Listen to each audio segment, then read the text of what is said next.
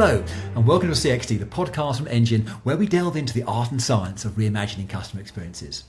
My name is Oliver King, and I'm a founder and a managing partner here at Engine. Now, in the world of transport, architecture plays a pivotal role in shaping how customers interact with and experience spaces, especially in rail. Architecture makes you feel welcome, makes you feel safe. It helps you get the most from everything that's contained within the space. It's the stage upon which the experience plays out. And the role of the architect isn't just about designing that space, it's about crafting emotional connection, accessibility, efficiency, and sustainability. But to what end? Well, to make the space a better place for everyone who lives, works, or journeys through it.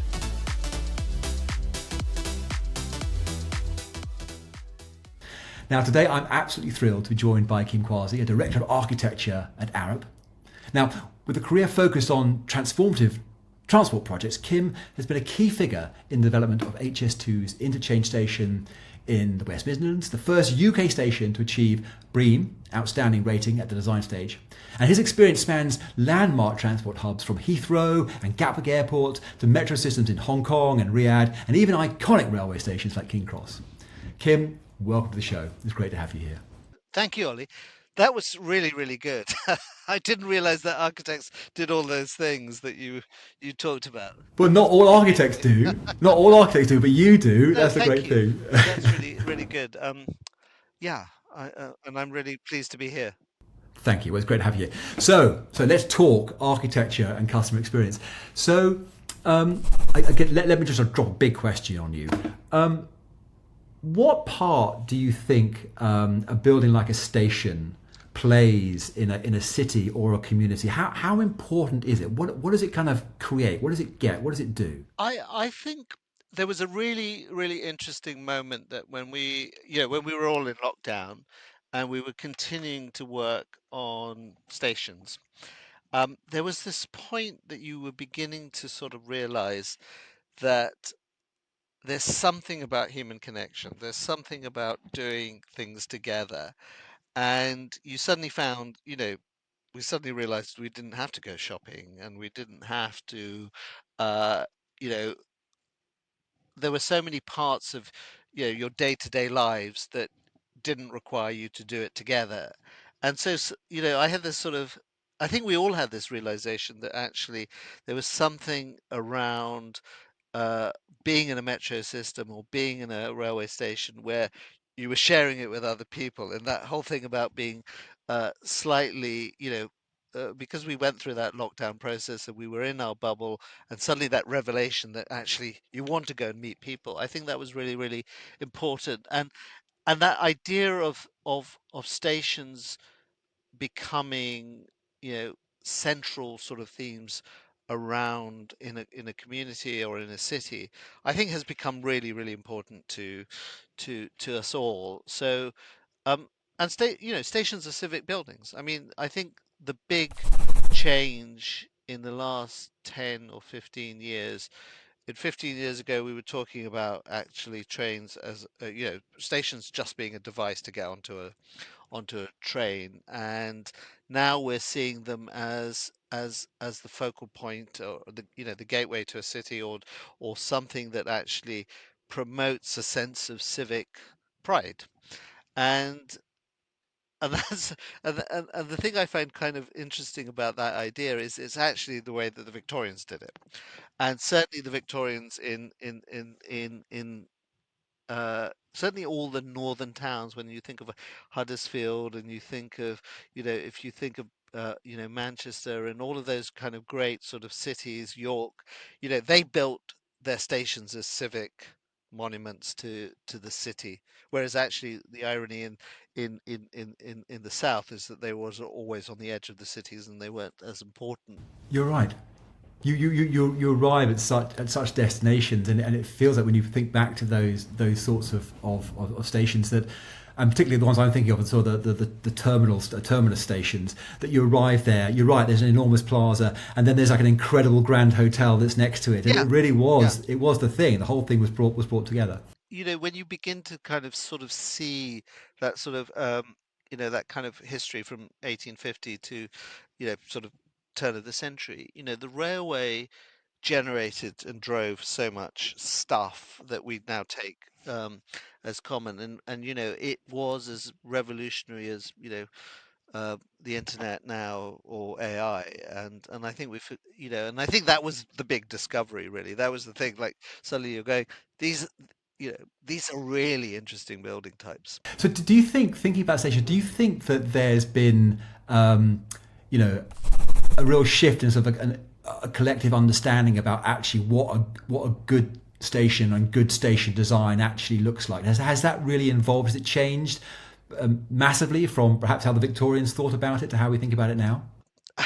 I think that's a very interesting question. So um, there is there is one thing I think what we find in I think a general observation around everything that we end up doing is that as things become more complex, we find it more difficult to understand each other.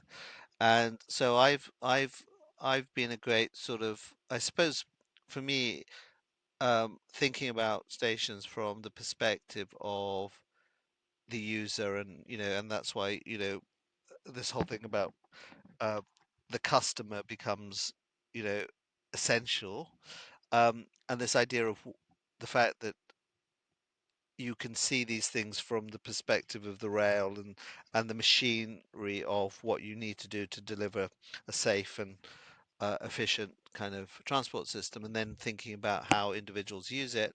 Um, I think that in itself creates something that means that we're all, if we're not careful, we're kind of talking uh, at cross purposes. And so I think uh, one of the things that has always been really, really powerful is to keep talking about legacy, and actually what was so interesting about going back to um, a lot of the sort of conversations that we had when we were designing interchange was we talked about the Victorians, and we talked about the idea of designing this thing that would have a lasting legacy. And so often when you were under the pressure of trying to get this thing across the line, and there are all these massive requirements, and there are things that you have to get right. You have to get the functional diagram and the health and safety kind of aspects. Those are non-negotiable, but being able to talk about something in the context of those great Victorian stations was really important, because everyone in the business ultimately is a little bit of a geek.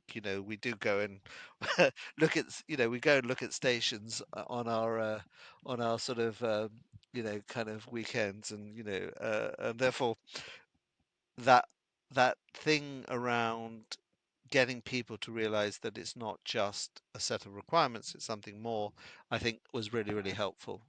And it often comes up in these conversations that there are lots of words we use to describe the people, whether it's users, passengers, customers, etc. Does that language sort of begin to shape, how architects and designers and your clients begin to think about it? Have you noticed there's a shift in that sort of perception of things? This is absolutely key.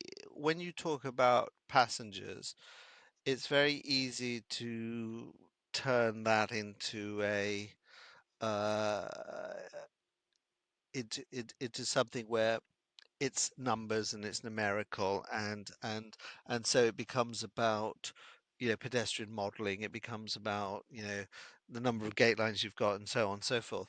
If you start talking about customers, it implies a relationship between the building and the individual. You have a choice, and so I think one of the things I think has been really interesting and challenging for the business is moving away from a point where um, uh, you're talking about uh, the flow, to a point where you're talking about the fact that somebody um, might, we end up now having a lot more conversations about what happens if it's your mum, using this building. Or one of the kind of classic stories that came back was somebody trying to go from London back out to Surbiton, but in the opposite sort of, in the morning where they were going against the rush hour, and suddenly that sort of human experience becomes really real. So I think this idea of talking about how people behave as individuals within a transport space is really important, and it brings, I think, something also when you're talking about customers, you're also talking about memory and resonance and culture and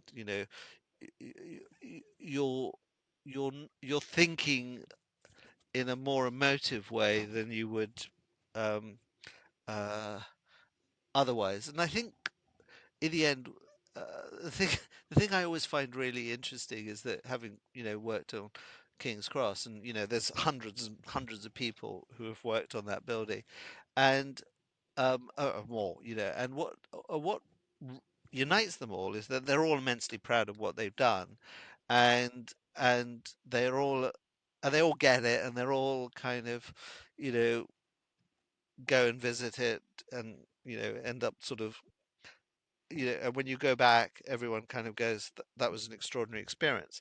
And a lot of that comes from the fact that it somehow ended up creating s- something that wasn't just a functional building. It was something that celebrated what was already there, and and was something that you know took a lot of very good decisions, that when you're looking back are going, okay, that was pivotal for us because um, suddenly we had this model that we were kind of constantly referring back to, and therefore in some sense it did kind of kick off a revolution because it wasn't the standard sort of you know thing you'd done in the 70s where everything was kind of very tight and everyone was very minimal, and you know um, there was no celebration of place, and there was no celebration of public realm and all the things that we now take for granted. um, Actually, I'm being a bit unfair. I'd kind of also sort of, I mean, St Pancras probably was, the really starting point. It feels like there's a real almost like sort of dark ages when you go from how it was in Victorian times and the splendor of it all, and then going through a really sort of twilight dark age period where it was all forgotten and put away, and they just became functional places just like curbsides and platforms to get onto trains, and now it's coming back, and you talk about St Pancras. I mean, it's the most incredible station, as you say, a retail destination. You'd kind of go there, just to be there. And when you were talking about the sort of the shifts from passengers to customers, the image I had in my mind were those. I don't know what, I mean, you'll know what they're technically referred to, but it's almost this kind of computer modelling that occurs on large spaces, whether it's airports or railway stations, where they're just modelling through all these little red dots who are tens of thousands of people, and how they'll flow, almost if you like, tipping a plan with red marbles on, and how they flow through this space, and who will go up escalators, who will go on lifts, and who will do descend here, descend there. And it's almost like when you start talking about a customer, you begin to drop down into that and go beyond each individual just being like a unit and seeing where it goes, to kind of like, what is the experience that that person is having, the sense of place, what are their needs, what are their requirements, where are they trying to get to, are they going against the flow, etc. And it's it's very impressive how that plays out. I think there's something really interesting about this thing around all those little things that work that we kind of keep forgetting. I mean, I just like, for me, it's just like the TFL app is a thing of just great beauty. I mean, it's just a very ordinary thing. And yet we do something as complicated as navigating you know, a complex transport system. And the ones where we get it right, it just works, and it's intuitive and it's simple, and you flow through and you never need to think about it. And when we get it wrong, we're continually lost and wrong is a nightmare, but getting it right. But I think it's almost like it requires an insane amount of thinking. I mean, that really is designed to make something seem seamless and intuitive. Requires immense skill and experience to make that work. So one of the things that happens often, and it's a great tool that's used in customer experiences, is the development of personas, which are sort of archetypes of particular customers. And you're constantly thinking about, what is the journey that this particular customer is having, and they will have different needs and requirements. They'll even have different accessibility challenges, etc. Are personas used in architecture as well, or are you working at a different sort of level, a higher sort of meta level on those things? I think as a kind of critique, I feel that we're not using personas enough. I think that's partly one of the reasons why I think doing this is really fascinating, because I'm much more of an admirer of you than otherwise around, because Oh, shush. no, I think the challenge a little bit around a lot of what we do is that we tend to feel that architecture sometimes ends up thinking in archetypes, and therefore it tends to, we tend to think a little bit on the kind of, not the heroic scale, but on the sense that, we're trying to design things that will have 120-year design life. I mean, that's, on interchange, we were trying to produce something that would last for a very long time, and we were trying to think of things in terms of a civic sense. um, I think for us, one of the big realizations with this discussion around personas, and thinking about those and saying, how does this building feel for, different people. So I kind of keep stressing that we need to, you know build it in, and you have to keep reminding us, um, and how hostile an environment looks like from the perspective of a child, or for, or someone who's, you know um, have reduced mobility, or all of the various other things. So I think, one of the really important things about Arup is that, that's part of what we try and deliver and think about. So, uh, we have a lot of very specialists who help us with that. So I think that's, um, really, really important. The one thing that I think is very difficult is to translate, physical need into sort of emotional need, or emotional sustenance. I think we can become, once you've done all the requirements, once you've ticked all the boxes, is the thing is, how does the whole thing come together? How do we build them into a point where they all feel natural and elegant? I feel that one of the other tensions that we've got is between, customer experience, in my mind, is not the same as commercialization. We want just enough, the right amount of shopping, and the right amount of retail, and the right amount of signage, and the right amount of, you know, rather than, too much retail is a nightmare. I mean, the worst thing that an architect could, I think there's a point that somehow retail isn't, somehow it's not proper architect, having retail is not proper architecture. But actually, you want retail. Yeah, no, I was going to say, you totally do, particularly when you're thinking. I mean, no, retail is a massive commercial driver in airports, and I'm sure not perhaps to the same extent, but I'm sure it's absolutely critical within rail environments. And it's really interesting, and why is that? Well, when you begin to think about the part that those buildings play in people's lives, and you begin to think about things like, what's the competition to those buildings, not necessarily, well, to letters and airlines, but to a large extent, I think, rail. One of the competitors to rail is actually working from home. So actually you've got to really pull people out, or you've got to help to pull people out to get them to kind of connect into retail to keep the economy turning around, and therefore putting retail in those locations that are in line of sight and along the journeys that they take is absolutely critical. So those things have to be in there, otherwise it's just a piece of art almost. Yeah, and actually, I have to say, I mean, I think you're absolutely right. I mean, I think one of the biggest challenges, going back to that sort of civic piece, and one of the other sort of dilemmas a little bit about uh, thinking about transport simply as, moving X number of people from A to B, um, is the role of, you know, the kind of regional, the smaller railway stations. And often those smaller railway stations are, kind of almost in a way they have a role in terms of providing social value that goes beyond just the connectivity piece. And I think one of the things, and again, it's a piece of work that we were trying to get traction around, was that the investment in rail should be just as related to social need than rather than just capacity and numbers. And that's quite difficult because capacity and numbers drives a lot of the investment. I think you're so right. So we had Will Gallagher on the show recently, and he's the chief strategy officer for East West Rail.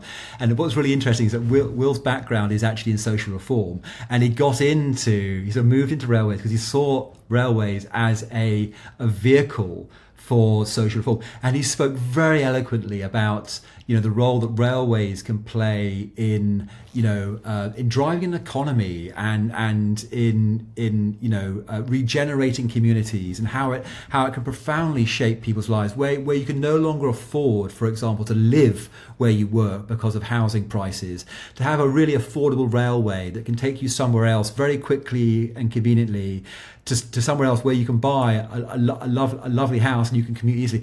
That changes people's lives. So that whole kind of social need, I think, is absolutely critical, and that has to be considered hand in hand with the whole kind of value case of railways and what we're building. I know when we spoke before, you talked about these kind of two approaches to designing railways. One was the sort of the inside out approach, and the other one was from the city's perspective. Could you frame that a bit? Yes, I think uh, there is always an interesting dilemma that we all have, which is um, where do you start designing, and and whatever you're doing, if whatever type of building, you can always start from a point. And if and I think it's one of those sort of interesting conversations that we always end up having. Do you design a stadium from the football pitch outwards, or do you design it from the city inwards? And you get two slightly different answers. And I know that uh, uh, when we were working on interchange, and we were having I think, this kind of quite strange philosophical dilemma within our team about, um, do you design from the railway, from when you get onto the platform and work backwards, or do you design from coming to the railway and getting onto a train? And and so there's a very strange point where the real answer is that you need to be able to do those things at the same time. And so I think that idea of inside out, outside in is really, really important, and it should drive a lot of our conversations. But I think good design is about really understanding customers and understanding what's important for them. And actually, it is also a point that Will Gallagher made. It's also as much about taking things out of the experience that aren't necessary. It's very easy to sort of oversubscribe a bunch of stuff that people don't actually want or use. And if you can really kind of step back from that, be very customer centered, understand what's important. You can remove a whole lot of cost from the whole exercise that isn't going to impact upon the customer's desire or satisfaction with the experience, and in fact, it's going to make it much more affordable and economically accessible for them to carry on enjoying themselves. But on this point, I'm interested to sort of understand a little bit more about how architecturally how does one sort of go about sort of measuring the success of a building in this respect, like a railway station? What are the sort of the metrics that are used to measure that success? A well-functioning system will end up attracting um, customers. So, you know, Elizabeth Line, which isn't just about the architecture. I mean, I would like to say it's all because of that, but the overall system just creates an escalator. So suddenly we found X number of people who weren't traveling, who are suddenly, using the rail. So, and they don't have to, and suddenly they're it is we've kind of made a better city for people. So that success is really, really important. The other thing that I think we kind of end up recognizing a successful building is allowing that building to adapt and change. So again, going back to interchange, one of the things we were very careful about was designing something where there were certain things that were would last and would be there for 120 years, and there were things that were designed to be adaptable because our customers will change and their needs will change, and the branding of the building will change and all of those things. And that sort of point about good buildings allow the evolution of things to change. If they don't allow that change, then they create something where ultimately we knock them down and start again.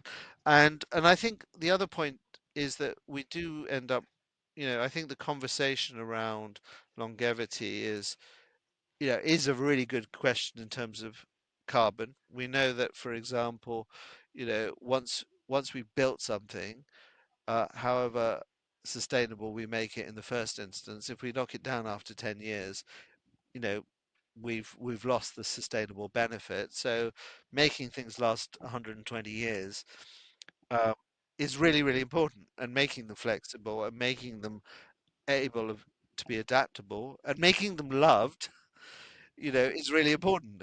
So don't build a bad building because that's the least sustainable thing that you can do. No, but it's so true, and these things stand for so long that they need to get it right. But also they really, to come up with the point you're making about buildings sort of facilitating change. They're going to change the way people use them. They're going to change the way people behave. Do you think that really well designed railway buildings actually begin to perhaps shape the culture of, dare I say, the railway operators and things like that? Can it change things in that respect, a culture of an organisation, if one is based out of one of these buildings? I suppose one of the things that you began to realize about, certainly when we were working on HS2, I mean, some of it is quite frustrating, um, but underneath it all, there was a huge humanity of wanting to do things well and to recognize, that we could do things better. Going back to the elephant in the room, we talk a lot about cost and this whole thing being escalated. But we were doing, I mean, I'm still doing some extraordinary things, like building a hugely kind of ambitious biodiversity corridor, which reestablishes ancient kind of woodlands. It does a lot of things that are not hugely apparent. A huge amount of support to think about things radically. So, we did BREEAM Outstanding. We did that with uh, a really, less is more type approach. We did it with actually removing requirements, doing it in a very light, touching the ground lightly, working with existing topography, which fundamentally didn't cost the client, didn't cost the UK taxpayer um, any extra money. Which to me was that permission to uh, to think was really, really powerful. So it's kind of hidden in all of the stories because um, this idea of engineering and design optimism has been lost because we've just seen the bill, but we're not seeing the kind of the huge benefit in terms of social value. No, I was going to say, but if you're creating a building that lasts 120 years, I mean, just divide the cost of the building over 120 years, Yeah, and like wow, yeah, the social value that's being added is incredible, and it has to be paid for in one point in time. But my hunch is for some of these things is that because it's often taxpayers' money, etc., that the whole thing sort of comes within the political cycle, and you have to be able to stand by something that is it going to see a return within one administration, or is it going to be a generational thing, and how do you make that case for it? That's very, very hard.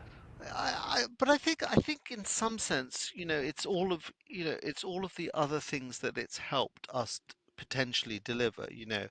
It's helped us deliver, think about carbon in a very different way.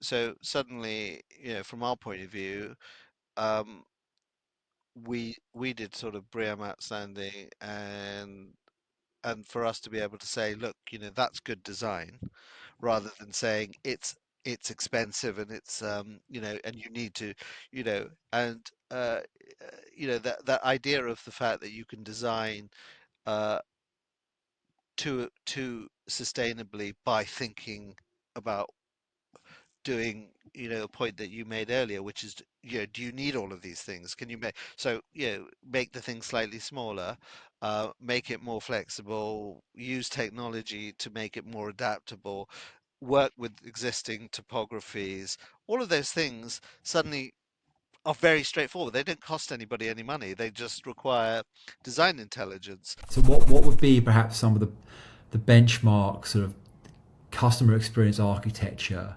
that you would point to and kind of go, they've understood how they. I mean, is it things to do with museums or entertainment venues, or is it stations, airports? Um, Definitely, I definitely think um, stadiums are so customer centric. I mean, I went to watch a cricket match, and the sort of uh, the new. I should know what this is, but it was at the Oval, and it was the kind of hundreds. I just thought that was really, really good. I thought in the end, the idea of being amongst that's not necessarily just, architecture never exists within itself.